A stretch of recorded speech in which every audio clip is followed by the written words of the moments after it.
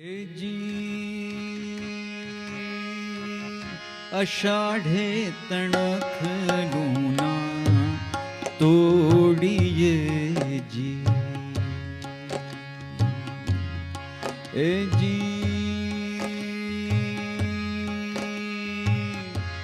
अषाढ़े तणख Luna तोड़िए जी। ए जी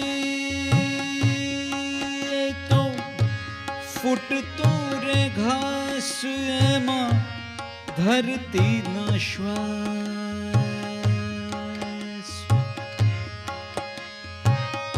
ए जी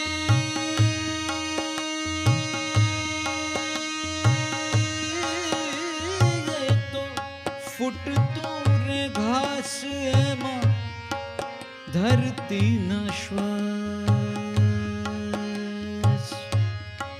any पत्तीनी पीमळमा पोढ़िए जी। अषाढ़े तणख Luna तोड़िए जी। ए जी तो foot तोरे घास एमा धरती न श्वास। एनी पत्तीनी पीमळमा पोढ़िए जी।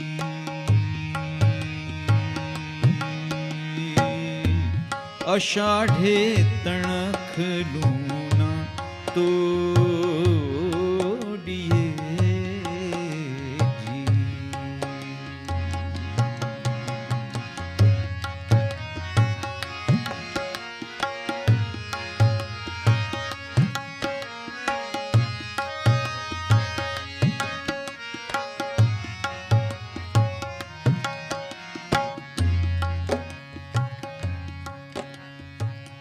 प्रभाते पछेड़ियूं ना ओढ़िए जी। प्रभाते पछेड़ियूं ना ओढ़िए जी। हे जी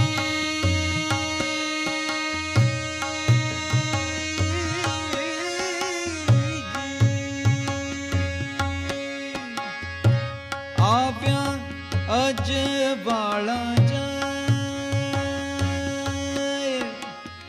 आव्या वायु ये वળી जाए। ए जी आव्या अज वाला जाए। आव्या वायु ये वળી जाए। आव्या रे अतिथि ना तर छोड़िए जी। अषाढ़े तणख लूना तोड़िए जी। ए जी अषाढ़े तणख लूना तोड़िए जी।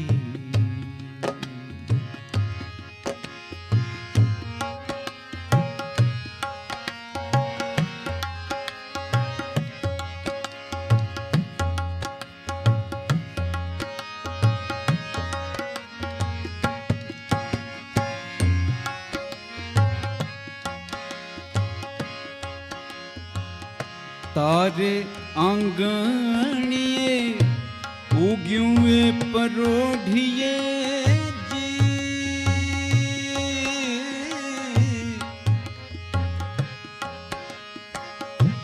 तारे आंगणिए उग्यूं परोढ़िए जी। तारे आंगणिए ઉગ્યું પરોઢિયે જી એ જી એ તો ફાગણ કેરું ફૂલ એ જી એ તો ફાગણ કેરું એમાં એવી તે કઈ ભૂલ પ્રથમ મળ્યા શું મુખ ના મોડીએ જી હે જી અષાઢે તણખલું ના તોડીએ જી હે તો ફૂટતું રે ઘાસ એમાં ધરતી ના શ્વાસ એની પતિની પીમળમાં પોઢીએ જી હે જી અષાઢે તણખલું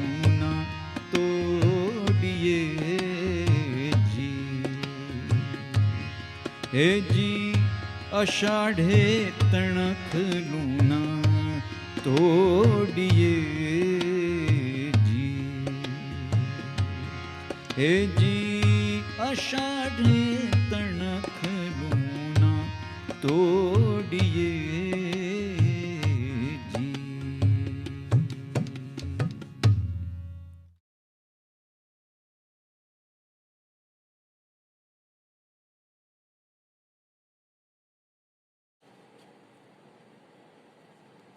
ઓગણીસ 20ના વર્ષ દક્ષિણ ગુજરાતના 3 અલગ અલગ પ્રકૃતિના સર્જકોની શતાબ્દીના વર્ષ હતા.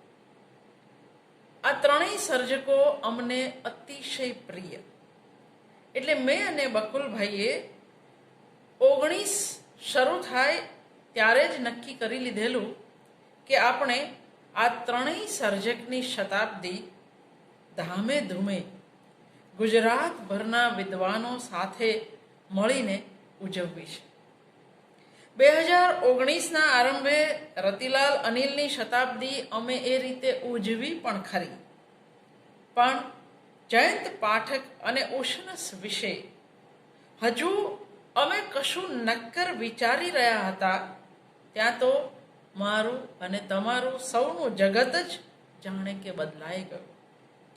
મોઢે બુકાની બાંધેલા આપણે સૌ એકમેક સાથે મળીને શતાબ્દી નહીં જ ઉજવી શકીએ એની જ્યારે અમને ખાતરી થઈ ત્યારે આખરે અમે આ ઉજવણી ઓનલાઈન કરવી પડશે એવું સ્વીકાર્યું. પણ હું અને બકુલભાઈ બંને ટેકનોલોજીમાં 1 નંબરના ઢ. અમારી વહારે આવ્યા જનાંતિક શુક્લ અને ડૉક્ટર નરેશ શુક્લ. આ બંને મિત્રોએ તમામ ટેકનિકલ જવાબદારી પોતાના માથે લઈ લીધી. પરિણામે સપ્ટેમ્બર મહિનામાં અમે જયંત પાઠક મહોત્સવ ધામે ધૂમે ઓનલાઈન યોજી શક્યા. ઉષ્ણસ આમ પણ બહુ ગમતા કવિ, બહુ જ હેતાળ મનુષ્ય, એક એવો કવિ જેણે જિંદગીની છેલ્લી ઘડી સુધી આપણને ઉત્તમ કાવ્યો આપ્યા હોય, એ ઉષ્ણસ વિશે 2020નું વર્ષ પૂરું થાય એ પહેલાં કશું કરવું એવું મનમાં નિર્ધારેલું. અને અમે આટલું કરી શક્યા એનો અમને સૌને બહુ આનંદ છે. રમણ સોની, રાજેશ પંડ્યા અને હર્ષદ ત્રિવેદીએ બહુ જ ટૂંકા સમયગાળામાં ઉષ્ણસની કવિતા વિશે અને રમણભાઈએ તો સમગ્ર ઉષ્ણસ વિશે રેકોર્ડિંગ મોકલી આપ્યા. રમણભાઈ પાસે તો 2-3 વાર રેકોર્ડિંગ કરાવ્યા અને છતાંય જરાય અકળાવ્યા અકળાયા વગર એમણે એ રેકોર્ડિંગ કર્યા. અમરભાઈએ એમની તમામ પ્રતિકૂળતાઓ વચ્ચે અમને ઉશનસના ગીત ગાઈ આપ્યા. ઉશનસને નજીકથી જાણનારા લોકો આમ પણ અત્યારે બહુ ઓછા. અમે વલસાડના 2 મિત્રો બકુલાબેન ઘાસવાલા તથા સતીશ અને એમણે એમના પોતિકા ઉશનસ અમારી સામે ખોલી આપ્યા. ડૉક્ટર ભાસ્કર આચાર્ય એ તો ઉશનસના જમાઈ થાય એટલે કુટુંબની એક વ્યક્તિ તરીકે ભાસ્કરભાઈએ પણ ઉશનસ વિશે થોડી વાત કરી. અમારા વિદ્યાર્થીઓ કાવ્યપાઠ કરે એની સમાંતરે કોને ઉત્તમ કાવ્યપાઠ કહેવાય એનો એક આદર્શ ઊભો કરવા માટે અમે કવિશ્રી જયદેવ શુક્લને વિનંતી કરી કે તમે પણ તમારા થોડા ગમતા કાવ્યોનો પાઠ કરી આપો. અને જયદેવભાઈએ પણ તરત જ કાવ્યપાઠ કરીને મોકલ્યા. અમે ઉશનસ ઉત્સવ કરી શક્યા એમાં આ તમામ વડીલ મિત્રો, વિદ્વાનો, વિદ્યાર્થીઓનો આભાર માનવો જ પડે. ખાસ આભાર જનાંતિક શુક્લ અને નરેશ શુક્લનો, જેના કારણે આ ઉત્સવ અમે તમારા સુધી પહોંચાડી શક્યા. તો મિત્રો, આવો હવે 3 દિવસ સુધી આપણે ઉશનસના સર્જન વિશ્વમાં પ્રવેશ કરીશું.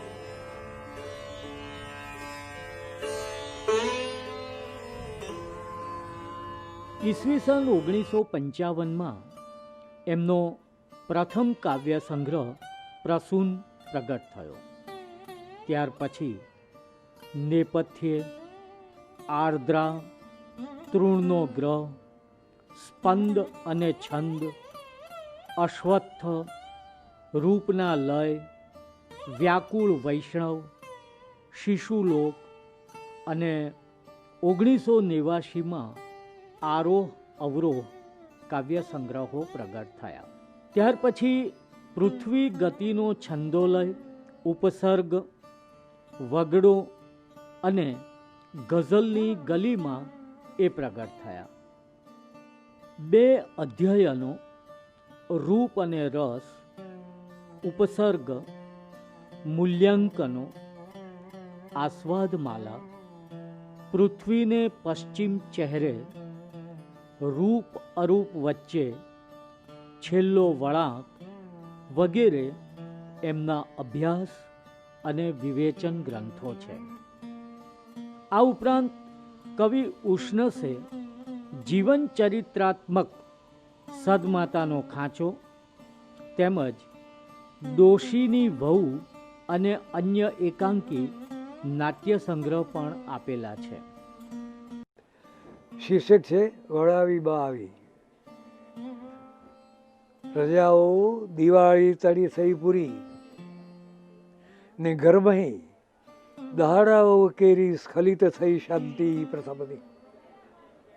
વસેલા ધમદાર થઈ દૂર સુદૂર સંતાન નિજના જવાના કાલે તો જનક જનની ને ઘર તળા સદાના ગંગામાં સ્વરૂપ ગરણા ફોઈ.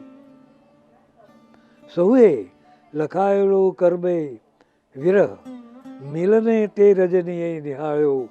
સૌ વચ્ચે નિયત કરી બેઠો નિજ જગા. ઓવેખી એને સૌ જરઠ વળી વાતે સૂઈ ગયા. પણ બરાબર સૂઈ શક્યા નહીં હોય તો આપણે સમજી શકીએ. સવારે ભાભીનું ભર્યું ઘર લઈ ભાઈ ઉપડ્યા. ભાભીનું ઘર, અને એ વખતે બાળકોનો કે બે એવું હતું જ નહીં.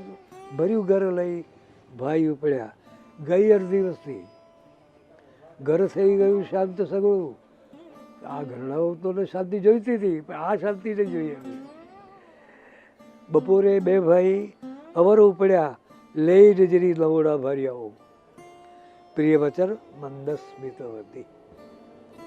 વળાવી બા આવી નિજ સકલ સંતાન ક્રમશઃ. દરેકને વળાવવા જાય, દરેકને વળાવવા જાય. છેલ્લે આવી ગૃહવ્યાપી જોયો વિરહ પડી બેસી.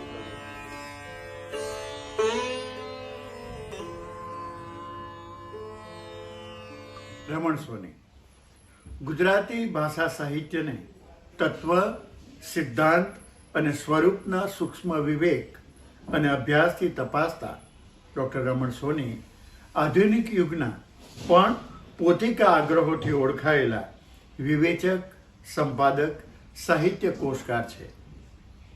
ઉસ્તસના સાહિત્યિક કાર્ય પર સંશોધન કાર્ય કરી ડૉક્ટરેટ થયેલા રમણભાઈ ગુજરાતી સાહિત્યની પરંપરાના ઇતિહાસ દૃષ્ટિ અભ્યાસી રહ્યા છે. ભાષા અને વ્યાકરણ પ્રત્યે પણ તેમણે પૃથક્કરણ દ્રષ્ટિ સાથે કામ કર્યું છે. તેમની આ સમગ્રદર્શી વિવેચના પ્રત્યક્ષ સામાયિકના સંપાદનમાં અનેક રૂપે પ્રગટેલી પામી શકો. તેમણે સમયદર્શી સાહિત્ય સંદર્ભ કોષ પણ આપ્યો છે, જેની અનેક આવૃત્તિ થઈ છે. તે તોતોચાનના અનુવાદક રમણ સોની એકદમ આરંભે કવિતા લખતા હતા. તેમણે વાર્તા પણ લખી છે, પ્રવાસ લેખન પણ કરી ચૂક્યા છે. અનેક સંપાદન અને સંચયો કરનાર રમણ સોની ઉસ્તસ વિશે બોલે ત્યારે સહજ જ એક સર્જકને તેના મર્મકોશોમાં રહી પામવાની અભ્યાસ દૃષ્ટિ વર્તાશે.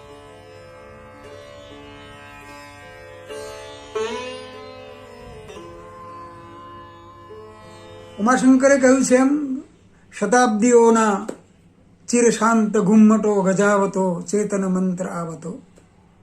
એમ આપણે છેલ્લા કેટલાક અરસાથી જન્મ શતાબ્દી ઉત્સવ નહીં પણ જન્મ શતાબ્દીઓના ઉત્સવો ઉજવી રહ્યા છીએ. પહેલા દલપતરામનું દ્વિજન્મ શતાબ્દી વર્ષ, પછી કવિ જયંત પાઠકનું અને હવે આ ઓશનસનું જન્મ શતાબ્દી વર્ષ, અને હવે શરૂ થઈ રહ્યું છે તે સુરેશ જોશીનું જન્મ શતાબ્દી વર્ષ. જન્મ શતાબ્દી પર્વ એ એક રીતે સ્મરણ પર્વ પણ છે. એ લેખક સાથેના આપણા સંસ્મરણો પણ આપણે વાગોળીએ છીએ. વ્યક્તિ તરીકેની એમની જે લાક્ષણિકતાઓ, ખાસિયતો છે એની પણ વાત કરીએ છીએ. પણ ખરેખર તો આ પ્રકારના જે જન્મ શતાબ્દી પર્વો છે કે આવા જે કાર્યક્રમો છે એનું જે સૌથી વધારે મહત્વનું પ્રયોજન છે તે તો એ લેખકનું જે કંઈ ઉત્તમ છે એની વાત કરવાની સાથે જ એમનું મૂલ્યાંકન કરવું. એટલે કે આસ્વાદ અને મૂલ્યાંકન તે આની પાછળનું એક મહત્વનું પ્રયોજન છે. ઉષ્ણસ આપણા એક મોટા ગજાના કવિ, એક મોટા લેખક આપણા મુખ્યત્વે કવિતા સર્જન કર્યું. એમણે લગભગ સતત વિવેચન પણ કર્યું. કારકિર્દીની શરૂઆત થતી હતી ત્યારે એમણે મિત્ર અને ભાઈ જયંત પાઠકને કહેલું કે મારી એક કવિ તરીકે તેમ એક વિવેચક તરીકે પણ મારી કારકિર્દી કરવાની મારી ખ્વાહિશ છે. અને એમણે સર્જનની સાથે વિવેચન કર્યું અને કવિતા ઉપરાંત બીજા સ્વરૂપોના પણ થોડાક પુસ્તકો આપ્યા. શતાબ્દીના આરે ઊભા રહીને આપણે જોઈએ છીએ કે ઉષ્ણસ આજે પણ પ્રભાવક અને આજે પણ આસ્વાદ્ય બની રહે એવા એક આપણા બહુ સ્પૃહણીય એવો શબ્દ વાપરીશું, આપણા સ્પૃહણીય કવિ છે. સમય આપણને જે કંઈ ઉત્તમ છે એની પાસે જ લઈ જઈને ઊભા રાખે છે. એટલે એ રીતે આપણે એમની કવિતાને આસ્વાદવાનો અને લેખક તરીકે એમને જોવાનો આ અવસર છે, એ માટે પ્રયત્ન કરીશું. આપણે ઇતિહાસના પટમાં જરાક પ્રારંભથી થોડીક વાત કરીએ. ગુજરાતી કવિતામાં ઉષ્ણસનો પ્રવેશ જરાક લાક્ષણિક રહ્યો. 1940ની આસપાસનો એ સમય, અને એ સમયે ગુજરાતી કવિતામાં એક નાનકડું પરિવર્તન આવી રહ્યું હતું. ગાંધીયુગીન ઘોષો શમવા માંડ્યા હતા. કવિ બારીની બહાર જોતો તો ત્યાં એને હવે સરઘસોને બદલે ખુલ્લા ઘાસના મેદાનો દેખાય છે. જ્યાં સુધી પહોંચે નજર ત્યાં સુધી બસ ઘાસનો વિસ્તાર છે. આવી વખતે ઉષ્ણસ જરા સમયમાં પાછળ જાય છે. એટલે કે બળવંતરાય અને ગાંધીજીએ બંનેને હાજર રાખીને એમની કવિતા એ શરૂ કરે છે. એક તરફ ગાંધીયુગીન ભાવનાશીલતાની કવિતા લખી અને બીજી તરફ સોનેટમાં એમને રસ પડ્યો. સોનેટ પ્રિયતા એમની, કોઈ એમ કહી શકે કે એમની સોનેટ પરસ્તી એ શરૂઆતથી જ ધ્યાનપાત્ર બન્યું. પણ આ પ્રકારની ભાવનાશીલતા કે આ પ્રકારની સોનેટ તરફનું એમનું વલણ, એની સમાંતરે એમની કવિતામાં જે મહત્વનું તત્વ પ્રગટ થવા માંડ્યું તે પ્રકૃતિની એક વિશેષ પ્રકારની કવિતા. એટલે કે આપણે એમ કહીશું કે શરૂઆતમાં એમણે ભારત દર્શન નામની સોનેટ માળા આપી, તો બીજી બાજુ વસંતાગમ એની સોનેટ માળા પણ આપી. એક બાજુ મુખર ગાંધીયુગીન ભાવનાશીલતાની કવિતા લખી, ભારતમાં જે જન્મ્યો એની જબરી જવાબદારી. તો બીજી તરફ બહુ શરૂઆતમાં, હજુ તો એ સ્નાતક થયા હતા, અને 1943માં એમણે જે આજ પર્યંત આપણું રસપ્રદ અને મહત્વનું કાવ્ય રહ્યું છે તે વળાવી બા આવી નામનું કાવ્ય લખ્યું. અને એમાં માત્ર એક સાદો ગૃહભાવ આલેખ્યો એમ નહીં, ગૃહવ્યાપી જોયો વિરહ પડી બેસી પગથિયે, એવું જે એનું સમાપન છે તે આપણને એના મર્મમાં લઈ જાય છે. ઘરમાં પ્રવેશતો વિરહ, અમૂર્ત, એટલે મૂર્ત અને અમૂર્તનું આ જે એમણે સંયોજન કર્યું છે એ એમની સળંગ એમની પ્રકૃતિની કવિતામાં પણ દેખાય છે. અને ભારત દર્શન નામની સોનેટ માળા, જે મુખર સોનેટ માળા છે, એમાં પણ ક્યાંક આ મૂર્ત અને અમૂર્તનો જે કવિ માત્રનો એક જે મહત્વનું ધ્યેય હોય, કેન્દ્ર હોય, એ કેન્દ્ર તરફ એ હંમેશા પ્રસરતા રહે છે. એટલે આ જે શરૂઆતના દાયકાઓની કવિતા, એ દાયકાઓની કવિતામાંથી જ લાગવા માંડ્યું હતું કે ઉશનસ ઘણા મોટા પ્રમાણમાં કાવ્ય સર્જન કરે છે. એટલે કે આજે એમની જે અજસ્રતા છે, સતત લખવું, વિપુલ પ્રમાણમાં લખવું, એ આપણને નાનાલાલની યાદ અપાવે છે. નાનાલાલમાં પણ આ પ્રકારની એક અજસ્રતા હતી. કેટલા મોટા પ્રમાણમાં એમણે લખ્યું. એમણે જે નાના નાના રાસ લખ્યા એ પણ ઘણા મોટા પ્રમાણમાં લખ્યા. પણ આ બે કવિઓએ એક વસ્તુ આપણી સામે સ્પષ્ટ કરી આપી, અને તે એ કે જે કહેવાતું હતું કે સામાન્ય રીતે જે કહેવાય છે તે કે જો આવા આવેગથી સર્જનના કે પ્રેરણાના આવેગથી કવિ લખ્યા કરે તો પછી કવિ કર્મનું શું? આ બંને કવિઓએ એમની ઉત્તમ કવિતાથી એક જવાબ આપ્યો છે કે સર્જકતાના ઇલાકામાં પણ કવિ કર્મનો પ્રવેશ છે. એમણે એક બેઠકે લખી નાખી હોય. હુસેનસે એક સરસ વાત કરી છે કે રચના ક્ષણે આવેગ તો એવો કે એક જ શ્વાસે સોનેટનું અષ્ટક લખાઈ જાય અને વળતા શ્વાસે સોનેટનું ષષ્ટક રચાઈ જાય. પણ હવે એક શ્વાસે લખેલી કવિતામાં પણ કવિ કર્મનો પ્રવેશ છે. વળાવી બાવી એનું એક દ્રષ્ટાંત છે. એવા બીજા ઘણા દ્રષ્ટાંતો છે. પાછળથી એમણે જે અસ્થમેટિક્સ વિશેના સોનેટો લખ્યા તે પણ આવા એક ઉભરાથી, એક વેગથી આવેલા છે. પણ ઉશનસના આ વિપુલ લેખન એણે એમના સમકાલીન વિવેચકોને ઘણા પજવ્યા હતા, એના સંશોધકને પણ પજવ્યા હતા. એ પજવણી એ હતી કે ઘણીવાર સાવ પદ્યરૂપ બની જાય, સાવ ચોકઠામાં છંદના પોરાઈ જાય એવી કવિતા આપનારા કવિ એકાએક જ આવી શબ્દ ચેતનાની ભીતરમાં ઉતરનારી કવિતા પણ આપે છે. વિખરાયેલી કવિતાની સાથે જ એક સુબદ્ધ કંડારાયેલી કવિતા પણ આપે છે. કંડારાયેલા શિલ્પ જેવી કવિતા પણ આપે છે. પણ ઉષ્ણસે સભાનપણે, કારણ કે વિદગ્ધ કવિ છે, કાલિદાસને સેવ્યા છે. એ કહે છે કે બળવંતરાય કરતા કાંત અને કાલિદાસ એ મારા આરાધ્ય રહ્યા છે. અને એની પ્રકૃતિ કવિતામાં જેમ કાલિદાસનો ઋતુ સંહાર એમ ઉષ્ણસનો પણ એક રીતે જોઈએ તો આવો ઋતુ સંહાર, ઋતુ વિહાર છે. અને એણે ઉત્તમ કવિતા એમાં આપી છે. 1960 પછીનો જે દાયકો છે એ દાયકો ઉષ્ણસની ઉત્તમ કવિતાનો દાયકો છે. 2 સંગ્રહો એમણે એ વખતે આપ્યા.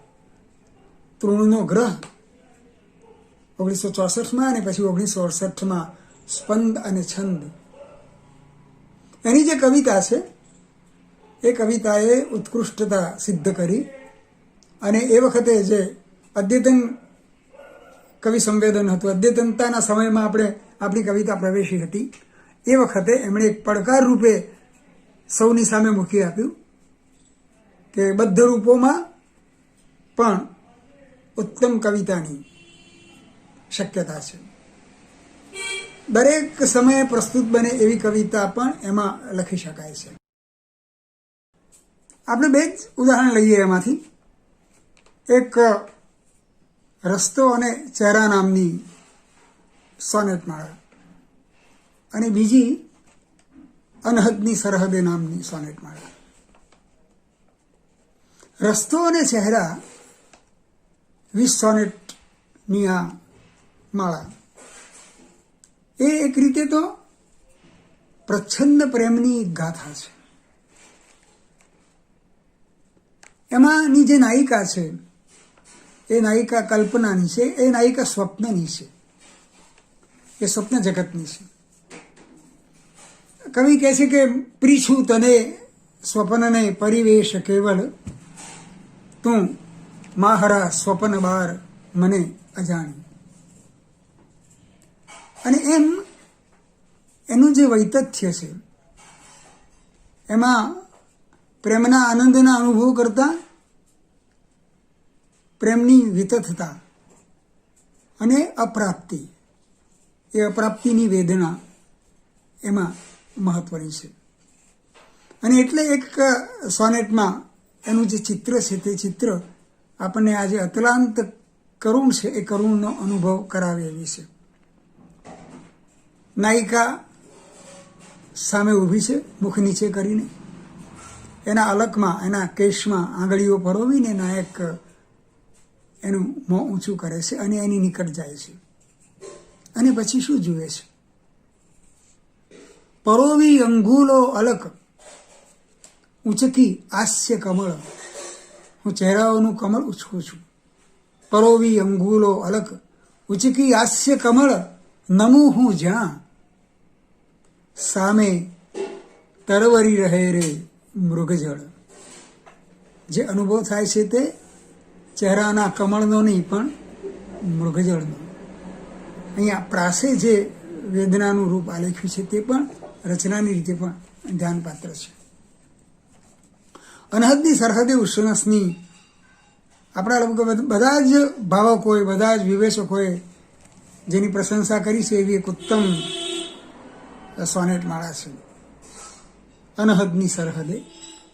આમ તો એ વન પ્રવાસની સોનેટ માળા છે, પણ એ સ્થળ કરતાં સમયમાં વધારે પ્રસરે છે. આ સરહદ છે ખરી, પણ એ અનહદની છે. એ અનહદ કેવું છે? અમારી આ યાત્રા પ્રવિશતી હવે નામ વીણના નરા આશ્ચર્યોમાં. નરું આશ્ચર્ય, સંસ્કૃતિએ આપેલી બધી સંજ્ઞાઓ ખરી પડે છે. ક્રમશઃ કવિનું પોતાનું નામ, સંસ્કૃતિએ દીધેલી સંજ્ઞા એ પણ ખરી પડે છે. એટલું જ નહીં, પણ વનની અંદર પ્રવેશતો આગળ વધતો આ કવિ એ હવે જાણે કે વનરૂપ આદિવાસીની આદિ માનવ તરીકેની પણ જાણે કે પ્રકૃતિના જ એક અંશ રૂપે રૂપાંતર પામે છે. મને ચારે બાજુ શિરથી કરથી સ્કંદથી ફૂટે ભૂરા આકાશોની જટિલ વિટપો. તો એ જે સંવેદન છે એ સંવેદન છેવટે આ આદિમ રૂપને પૃથ્વીના આદિમ રૂપની સમુખ કવિને લઈ જાય છે અને એનો જે અંત છે એમાં વળી પાછો વ્યક્તિ પ્રવેશ છે. પરિરૂપે એક આ ક્ષિતિજને એ પરિરૂપે કલ્પે છે. દૂરને દૂર જ થતી જાય છે, એને સ્પર્શી શકાતું, મળી શકાતું નથી. અને એટલે એ આ નાયિકાને કહે છે, સુદૂરસ્થે તારી અનહદ તણી આ સરહદે હું ઊભો છું. તો આ જે રૂપ છે સંવેદનાનું અને આ જે રચના રૂપ છે તે એમને ઉત્કૃષ્ટ કવિ ચેરવે છે. પણ પછીનો જે તબક્કો છે એમાં કવિએ પોતાનો જે કમ્ફર્ટ ઝોન છે, પોતાને અનુકૂળ આવી ગયા હતા જે બધા રૂપો, એ પ્રકારની સમાસ રચના, એ પ્રકારના બદ્ધ છંદો, એ છંદોમાં રહીને પણ એને વધારે પ્રવાહી કરવાની દિશામાં એ વળે છે. એટલે આ 1970 પછીની એમની જે કવિતા, એ 1970 પછીની કવિતા એક નવા જ પ્રદેશમાં આપણને લઈ જાય છે. અશ્વત્થ એનો એક બહુ પ્રધાન સંગ્રહ છે, જે સંગ્રહને માટે એમને સાહિત્ય અકાદમી, દિલ્હી સાહિત્ય અકાદમીનો એવોર્ડ મળ્યો હતો. એ અશ્વત્થમાં એ સંકલ્પ જ કરે છે, મારે હવે વિસ્મયની વચ્ચે વિસ્મયના જ એક સજીવ માધ્યમ તરીકે ઉભા રહેવું છે. અને એમાં એક વ્યક્તિગત સંવેદન છે, દમની બીમારી, અસ્થમા. એ અસ્થમાના દર્દીને પવનની, હવાની જે તરસ કે જે અનિવાર્યતા હોય, એ અનિવાર્યતા એમની ધ એસ્થેટિક્સ એન્ડ ધ એસ્કેપ એવા અંગ્રેજી નામવાળા એક સોનેટ માળામાં છે. તો આ પ્રકારનું જે સંવેદન છે તે સંવેદન હવે આવા ખુલ્લા રૂપોમાં વિસ્તરે છે. હવે જે પ્રકૃતિનું સંવેદન છે, પ્રકૃતિનું સંવેદન પણ જરા જુદું રૂપ ધારણ કરે છે. એક વિદ્રોહ છે. પ્રકૃતિના એક તત્વ તરીકે અહીં કવિ હવે સંસ્કૃતિની સામે એક બળવા રૂપે પોતાની જાતને ઉપસ્થિત કરે છે. જાણીતું કાવ્ય છે, અમે કવિઓ તમારી સંસ્કૃતિ પર ઉગેલું ઘાસ, અમે જ ભીંત ફાળીને ઉગી નીકળતો પીપળો લીલો બળવો. તો એવા એક રૂપે, એક નવા સંવેદન રૂપે એ છે. ઉષ્ણસની આરંભની ગીત કવિતામાં કેટલાક સુંદર ગીતો પણ છે, પણ ત્યાં ગીત કવિ તરીકેની એમની કોઈ બહુ જ મહત્વની મુદ્રા બંધાતી નહોતી. એ બંધાય છે વ્યાકુલ વૈષ્ણવની ગીતિ કવિતામાં. એ ગીતિ કવિતા એટલા માટે છે કે સવૈયાની સંધિઓને એમણે જુદી જુદી રીતે સંયોજી અને નવા નવા લય ઢાળ ઊભા કર્યા છે.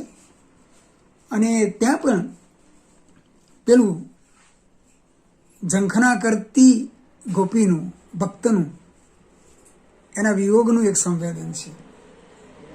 પડવાની ઝીણી વાટ પાતળી મૂકી કોળીએ બાકી, વિરહિણી કોઈ દીપ પ્રેટવી વ્રેહની કરી દે ઝાંખી. દીવો પ્રગટાવીને શું જુએ છે? વ્રેહ, વિરહની ઝાંખી થાય છે. તો એ વ્યાકુલ વૈષ્ણવની કવિતા એ એક નવું રૂપ છે એમનું. અને એમનું ત્રીજું જે નવું રૂપ છે તે એમણે થોડી પણ સરસ અછાંદસ કવિતા લખી છે. એનો એક આખો સંગ્રહ પણ એમણે આપેલો છે, પૃથ્વીને પશ્ચિમ ચહેરે. પશ્ચિમનો જે પ્રવાસ છે એ સંસ્કૃતિના રૂપને આગળ ધરે છે એટલું જ નહીં, સંસ્કૃતિને એક રૂપ, એક ચહેરા રૂપે એ સંવેદે છે. અને ત્યાં પણ રસ્તો અને ચહેરાની કવિતા આપણને યાદ આવે એવી રીતે ત્યાં જે સુંદર રૂપો એમણે જોયા છે, એ સુંદર રૂપો એમના સંવેદનમાં એક નવા રૂપે પ્રગટે છે. તો એવું એક સરસ કાવ્ય છે, એક ઇલિનોઇસ મ્યુઝિયમમાં એક જે ચહેરો જોયો હતો તે એમના ચિત્તમાં સ્થિર થઈ જાય છે સ્મરણ રૂપે. અને એ કહે છે કે તારો ચહેરો હું જ્યારે પાછો આવું છું ત્યારે સાન્તાક્રુઝ એરપોર્ટના કસ્ટમ અધિકારીઓથી છુપાવીને એક તારો ચહેરો સ્મગલ કરી લાવ્યો છું ને હવે જોરથી ધડકું છું દમિયલની જેમ એના પર ઝૂકીને. અહીંયા એક પ્રકારનું ઇરોટિસિઝમ પણ છે, પણ અહીંયા પેલો વ્યક્તિક ચહેરો કે પ્રેયસીનો ચહેરો હોતો નથી. એ આખરે તો જેને ચાહ્યો હતો તે પશ્ચિમનો એક વિલક્ષણ, એક વિશિષ્ટ ચહેરો છે. ઘણા પ્રયોગો કર્યા છે ઓશનસે છંદના, વિષયો તો એટલા બધા, બાણોત્સિષ્ટમ જગત સર્વમ એટલું બધું તો નહીં, પણ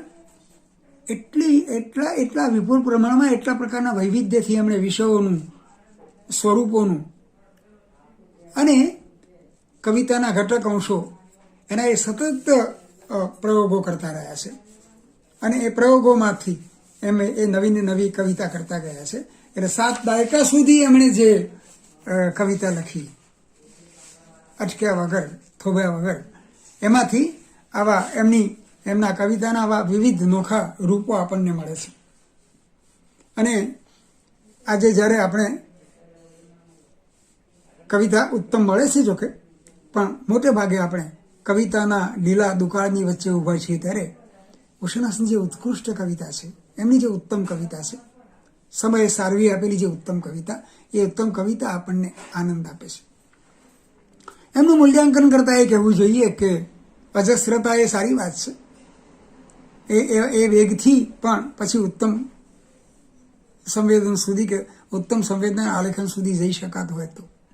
પણ કવિનું જે જજમેન્ટ, કવિનો પોતાનો જે વિવેક, એ નાનાલાલમાં અને ઉશનસમાં જે ઓછા હતા એને કારણે ઘણી કવિતા એમની આપણને સ્પર્શી શકતી નથી, પણ જે સ્પર્શે છે તે આપણા ચિત્તના ઊંડાણમાં ઉતરી જાય છે. તો આવો એક મહત્વનો કવિ, એ એવો જ એક નોંધ લેવી પડે એવો એક મહત્વનો વિવેચક પણ છે. સતત વિવેચન લખ્યું, વિવેચનના 4 પુસ્તકો એમણે આપ્યા. તો એ 4 જે વિવેચન સંગ્રહો છે, એ 4 વિવેચન સંગ્રહોમાં એમણે વિવેચનનું જે આલેખન કર્યું છે, એમાંથી 2 કે 3 વસ્તુઓ જરા ઉચકીને આગળ મૂકી શકાય એવી છે. એને આપણે અહીંયા જોવાનો પ્રયત્ન કરીશું. એમણે બધા જ પ્રકારનું વિવેચન કર્યું છે. કૃતિઓના આસ્વાદો આપ્યા છે, લેખકો વિશે લખ્યું છે, સિદ્ધાંત વિવેચન પણ થોડુંક કંઈક કર્યું છે. એમાં એમની ગતિ અમુક હદ સુધી જ છે. પણ એમણે જે કાવ્યના રૂપોને, કાવ્યની સર્જન પ્રક્રિયા છે, એ સર્જન પ્રક્રિયાને લગતા જે કાવ્યના પાઠ, એ નામે એમણે જે થોડાક અંશો કરેલા હતા, તે વિદ્યાર્થીઓને તથા જે કવિતામાં નવા પ્રવેશ કરનાર છે એમને ઘણા ઉપયોગી થયા છે. અને આજે પણ એ આપણને સંગ્રહી લેવા જેવા લાગે એવા છે. એમનું જે એક ઉત્તમ કામ વિવેચક તરીકેનું, તે ઐતિહાસિક વિવેચનની દિશાનું. નૂતન કવિતાની નાંદી નામે એમણે એક વિસ્તૃત લેખ લખેલો જ્ઞાન ગંગોત્રી શ્રેણી માટે, સ્વાતંત્રોત્તર ગુજરાતી કવિતા. તો સ્વાતંત્રોત્તર ગુજરાતી કવિતાનો એક કવિ તરીકે, એક કવિ વિવેચક તરીકે કેવો નકશો આપે છે તે જોવા જેવું છે, એ આસ્વાદવા જેવું છે. તો એ રીતે વિવેચક તરીકે પણ એ ઘણા અગત્યના આપણા વિદગ્ધ કવિ, એમ એ વિદગ્ધ વિવેચક પણ છે. પણ આપણું સૌથી વધારે ધ્યાન એમની કવિતા તરફ જ રહે, બહુ સ્વાભાવિક હતું. એમ તો એમણે હળવા નિબંધો લખ્યા છે. એમણે સદમાતાનો ખાંચો, સાવલીમાં એમનો જન્મ થયેલો, એ એમનું ભંડારી ભવન, ત્યાં જતો જે માર્ગ છે તે સદમાતાનો ખાંચો, એના સંસ્મરણો એમણે લખ્યા છે. એમાં કેટલુંક બહુ સરસ છે, ઝીણવટવાળું છે, પણ એક આત્મકથા તરીકે એ એટલું મહત્વનું ધ્યાન ખેંચનારી નથી. વગડો નામે એક નવલકથા લખેલી, એ તો માત્ર એક ઐતિહાસિક વિગત તરીકે જેનો ઉલ્લેખ આપણે કરીએ એટલું પૂરતું છે. પણ ડોશીની વહુ નામે એમણે એક જે એકાંકી લખેલું, સાહિત્ય પરિષદના એક શિબિરમાં એ વંચાયેલું અને એની ચર્ચા થયેલી અને ઘણી શક્યતાઓ લાગી હતી. એ પછી એમણે 4-5 બીજા એકાંકી લખ્યા અને ડોશીની વહુ અને બીજા નાટકો એવું પુસ્તક કર્યું. પણ એ પછીના એકાંકીઓ એવી એ શક્યતાને આગળ વધારતા નથી અને પછી એ દિશામાં એ કવિ ગયા નથી. તો ઓશેનસનું આવું જે મોટું કામ, એ મોટા કામમાંથી આપણે આ જન્મ શતાબ્દી જાણે પસાર થઈએ. હજુ તો એમના ગીતો વિશે અને એમના સોનેટો વિશે પણ આપણે વાત સાંભળવાની છે. તો મને લાગે છે કે એક કવિને આ રીતે એની બધી જ ઉર્જાને અને એની બધી શક્તિઓને અને એના બધા જ રચના બળોને આ રીતે જોઈને આપણે એને અત્યારે યાદ કરીએ છીએ. એનો એક વિશેષ આનંદ છે. અનહદની સરહદે સોનેટ ગુચ્છમાંથી ચોથું સોનેટ. વૃક્ષત્વ અનુભવવાની વાત એટલે કે બીજમાંથી વૃક્ષ સુધીની સર્જન યાત્રા કેવી રોમાંચક રીતે નિરૂપાઈ છે તે સાંભળીએ. અહો આ આશ્ચર્યે મુજથી ગયું કોઈ બીજ ગરી, કુંવારી ભૂમિમાં ગહન પડ નીચે જઈ ઠર્યું, અને રોમાંચોનું તતડી નીકળ્યું જંગલ નર્યું, અને રોમાંચોનું તતડી નીકળ્યું જંગલ નર્યું. ગઈ ભીની ભીની અડકી શીળી જ્યાં વાયુ લહરી, થતું જ્યાં ચૈતન્ય સ્થગિત ક્ષણકે ઉર્વર ધરા વિશે હું રોપાતો તરુસમ, પગે કંઈ ગલી ગલી ઉગું મૂળો ઊંડા, પૃથ્વી ગ્રહની પાર નીકળી રહે કંપી શૂન્યે જીવન રસ વેગે તરવર્યા. મને ચારે બાજુ શિરથી કરથી સ્કંદથી ફૂટે ભૂરા આકાશોથી જટિલ વિટપો શૂન્ય વિંજતી. મને ચારે બાજુ શિરથી કરથી સ્કંદથી ફૂટે ભૂરા આકાશોથી જટિલ વિટપો શૂન્ય વિંજતી. જતી ઊંચી ઊંચી વિહગ રવથી આકુલ થતી. ખચી તારાઓની બણબણથી જ્યોતિર મધુ ફૂટે. અનાદિથી જાણે સમયપટ ઘેઘૂર પીપળો, ઊભો છું રાતોડી કીડી ઉભરતી પોપડી ભર્યો. કવિએ એકવાર નિખાલસ રીતે કહ્યું તું, ફિલ્મના ગીતની પ્રથમ પંક્તિ મને એવી રીતે અડી ગઈ જેમાંથી મારું સોનેટ રચાયું છે. ચલો એક બાર ફિર સે અજનબી બન જાય હમ દોનો. ચલો એક બાર ફિર સે. પ્રિયે ચાલો પાછા પરિચય વિનાના પ્રથમ શા. પ્રિયે ચાલો પાછા પરિચય વિનાના પ્રથમ શા. અજાણ્યા થઈ જઈએ પરિચય વિનાની ભીડમહી. ભળી જઈએ થોડો અતીત અમ તે મૂકી જ અહીં.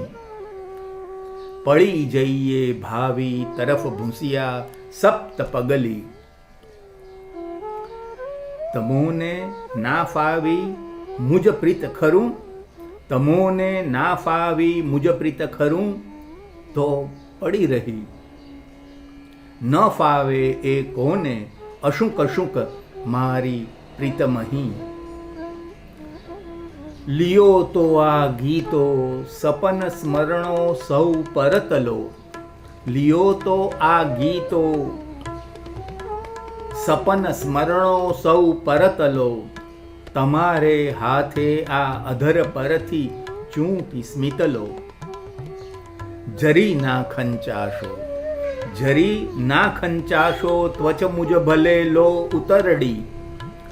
તમારે તો એવું પરત કશું દેવાનું જ નથી. તમારે તો એવું પરત કશું દેવાનું જ નથી. સુખી બળભાગી છો પરમ સુખી બળભાગી છો પરમ, કશું મારું લીધું નથી. હતા તેવા પાછા, પરિચય વિનાના પ્રથમશા. હવે આવો સામા મુજપથ, હવે આવો સામા મુજપથ. નહીં હે પ્રિય, નહીં ન આવો, હું ચાહ્યા વગર તમને નહીં શકું રહી.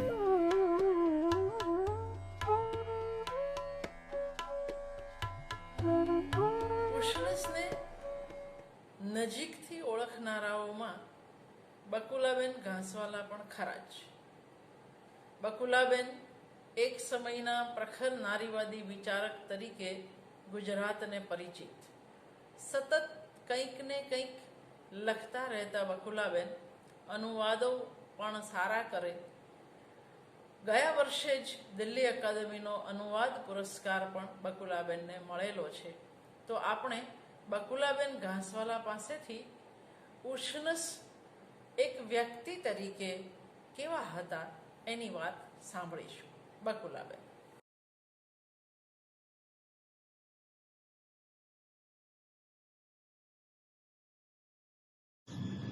પ્રિય મિત્રો, ઉષ્ણસ સર સાથેના સંસ્મરણો યાદ કરું છું ત્યારે બાળપણમાં અલકા સાથેની મૈત્રી યાદ આવે છે. અને ત્યારથી જે મૈત્રી સંબંધ બંધાયેલો એના કારણે સર સાથેનો સંપર્ક જીવંત બનેલો તે લગભગ આજીવન ચાલ્યો. મને બરાબર યાદ છે કે સ્કૂલમાં વક્તૃત્વ સ્પર્ધા, વાતસભા કે કોલેજમાં પણ હવે કોઈ પણ વક્તવ્ય આપવાની વાત આવે ત્યારે નિસંકોચ સર પાસે પહોંચી જવાતું. એમનો પિતૃવત્સલ, માયાળુ, રુજુ, સંવેદનશીલ સ્વભાવ હંમેશા યાદ રહેશે.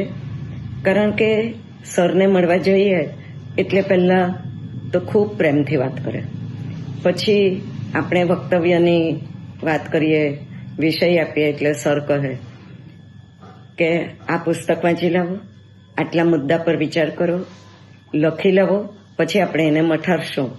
અને આ રીતે જીવનનું એક ઘડતર થતું ગયું, વિચાર પ્રક્રિયાનો આરંભ થયો. ત્યાર પછી તો સંસ્કાર મિલન, પ્રબોધિની અને અનેક સંસ્થાઓ સાથે જોડાઈને સર સાથે કામ કરવાનો લાવો પણ મળ્યો. અને વલસાડમાં સરના કારણે આવતા સાહિત્યકારો, કવિઓ, વિદ્વાનો સાથે પણ મુલાકાતની તક મળતી ગઈ. મેં પાયણાથી પાલખી પુસ્તક કરેલું અનાવિલોના રીત રિવાજ પર. અને ત્યાર પછી અસ્તિત્વ નામની એક સંસ્થાનું સર્જન કરેલું. એમાં બધા મિત્રો હતા. સર પાસે જ્યારે હું પાયણાથી પાલખીના કામ અંગે જતી ત્યારે સર મને હંમેશા કહેતા કે તને સુધારાનો ખૂબ વિચાર છે કે સમાજમાં આ પ્રકારના પુસ્તકોથી સામાજિક સુધારા આવી જાય, પરંતુ વિચાર પ્રક્રિયાનો આરંભ થાય ત્યાર પછી તમે એને આચારમાં મૂકવાનો પ્રયત્ન કરો, આચરણ કરવાનો પ્રયત્ન કરો અને સમાજ એ માટે તૈયાર થાય. આ બધી પ્રક્રિયામાં ક્યારેક સફળતા મળે, ક્યારેક સફળતા નથી પણ મળતી. એટલે આપણે આપણો પ્રયત્ન કરવો, ફળની ખાસ આશા રાખવી નહીં. એ રીતે એમણે મને અસ્તિત્વ સંસ્થાના સર્જન સમયે પણ કહ્યું કે જાહેર જીવનના કાર્યમાં દટાઈ જવાય છે. આ થેન્કલેસ જોબ છે. એમાં આપણને જશ મળે પણ ખરો, અપજશ પણ મળે, નિરાશ પણ થવાય અને ક્યારેક આશાવાદી પણ બનાય. પરંતુ આપણે તો નિષ્કામ ભાવે જ કર્મ કરવું. આમ સર સાથેના અનુભવને લીધે હું 3 બાબત પર મારું ધ્યાન ગયું. પહેલી વાત એ કે એમને પોતાના વિદ્યાર્થીઓ અને પોતાના સંતાનો વચ્ચે કોઈ ભેદભાવ નહોતો. બીજી વાત એ કે વિચાર પ્રક્રિયાનો એક આરંભ થાય છે, એને આચારમાં મૂકીને પરિવર્તન લાવવા માટે સમય જાય છે. અને ત્રીજી વાત એ કે આપણને ખૂબ પરિવર્તન લાવવું હોય છતાં પણ જાહેર જીવનમાં ધીરજની જરૂર હોય છે અને કર્મના ફળની આશા રાખ્યા વગર આપણે આપણું કામ કર્યા કરવું.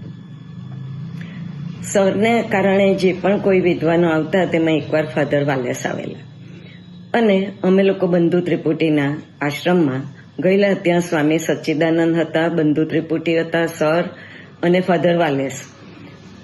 ખૂબ સરસ સત્સંગ થયેલો. હવે તો ઘણી વાત ભૂલાઈ ગઈ છે, પણ જ્યારે અમે પાછા વળતા હતા ત્યારે ફાધરે કહ્યું કે બકુલા, તમે જે આ બધી જાહેર જીવનની પ્રવૃત્તિ કરો છો તેમાં તમને તમારા જીવનસાથી અશોકનો સહકાર મળી રહેશે. હું વિચારમાં પડી કે હું ફાધરને કયો જવાબ આપું. એ પહેલાં જ સરે કહ્યું કે અશોક એટલો સારો જીવનસાથી છે કે એના કારણે બકુલા આ બધી પ્રવૃત્તિ કરી શકે છે.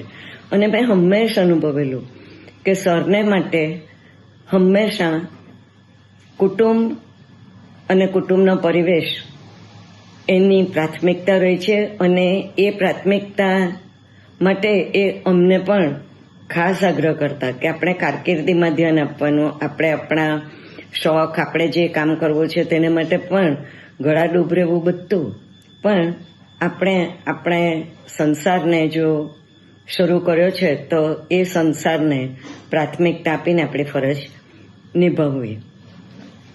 સરને માટે જે પણ કંઈ સિદ્ધિઓ આવતી હતી, એવોર્ડ આવતા હતા, આનંદના પ્રસંગ આવતા હતા, ત્યારે વલસાડે એની હરખભેર ઉજવણી કરી જ છે. જન્મ શતાબ્દી નિમિત્તે પણ રાધિકા, અમૃતભાઈ એટલે કે બુદ્ધ સભા, સંસ્કાર મિલન, બધી સંસ્થાઓએ ભેગા મળીને સરસ કાર્યક્રમ કર્યો. અને એ શૃંખલા આગળ વધવાની હતી, પણ કોરોનાના કારણે આગળ વધી શકી નથી. પરંતુ સ્મૃતિકોશમાં ઉષ્ણસ એ પુસ્તક તૈયાર થયું, આ પુસ્તક, અને ઉષ્ણસ સરની સમગ્ર કવિતા સાથે ઉષ્ણસ અધ્યયન ગ્રંથ પણ પ્રગટ થયેલો. આ બંને પુસ્તકમાં પણ મને સર સાથેના સંસ્મરણો લખવાની તક મળી છે. સરે જ્યારે સદમાતાનો ખાંચો લખ્યો ત્યારે મેં ખૂબ આગ્રહ કરેલો કે સર તમે લક્ષ્મી માતાની શેરી પુસ્તક પણ આપો. અને સર હસતા. પછી અમે મજાકમાં કહેતા પણ ખરા કે તમે જો લક્ષ્મી માતાની શેરી પુસ્તક આપો તો અમને બધાને પણ સ્થાન મળે ને. ત્યારે સરે એવું કહ્યું કે મારા ત્રુણના ગ્રહમાં વલસાડ અને વલસાડનો પરિવેશ છે જ. જો સતમાતાના ખાંચાની જેમ આપણને લક્ષ્મી માતાની શેરી મળતે તો ઘણા બધા સંસ્મરણોનું દસ્તાવેજીકરણ થઈ શકતે. એ કાર્ય થયું નથી. એવું એક બીજું કામ પણ રહી ગયું છે કે ભરતભાઈ દેસાઈ નામના ચાર્ટર્ડ એકાઉન્ટન્ટે એવી વાત મૂકી કે જ્ઞાનપીઠ એવોર્ડની જેમ ઉષ્ણસ કાવ્યપીઠ એવોર્ડનું સર્જન થાય અને કવિતાને મહત્વ આપવામાં આવે. એને માટે ભરતભાઈની એક શરત હતી કે સાહિત્ય સેવી સંસ્થાઓ અને સાહિત્ય રસિક મિત્રો આગળ આવે, પછીનું કામ આપણે બધા ભેગા મળીને કરીએ. જોકે હજી એ કાર્ય થઈ શક્યું નથી. આશા તો છે કે એ કાર્ય થાય. ઉષ્ણસ સાહેબની આ કામ થાય એમાં મને એટલા માટે પણ રસ છે કે સરની સામાજિક નિસ્બત, સરના કાવ્યોમાં કુદરત અને જે વિવિધ વિષયો હતા દરેક સમયે એની પણ ચર્ચા થતી રહે અને સારા કાર્યક્રમો થાય. આપણે આશા રાખીએ કે આ પ્રકારના કાર્યક્રમો વલસાડમાં થતા રહે. સરના સામાજિક નિસ્બતના કાવ્યો ભલે ઓછા છે પણ એમાં જે અંત્યોદયની એટલે કે છેલ્લા માણસની અને સ્ત્રી સમાનતાની જે વાતો થઈ છે એના કારણે મને એ કાવ્યો વધારે ગમે છે. મેં એનું કોઈ કાર્યક્રમોમાં પઠન પણ કર્યું છે. આજે પણ શરીફાએ સરના સંસ્મરણોની વાત કરવાની તક આપી. એના કારણે મને અભિવ્યક્તિની જે તક મળી છે તે બદલ શરીફાનો દિલથી આભાર.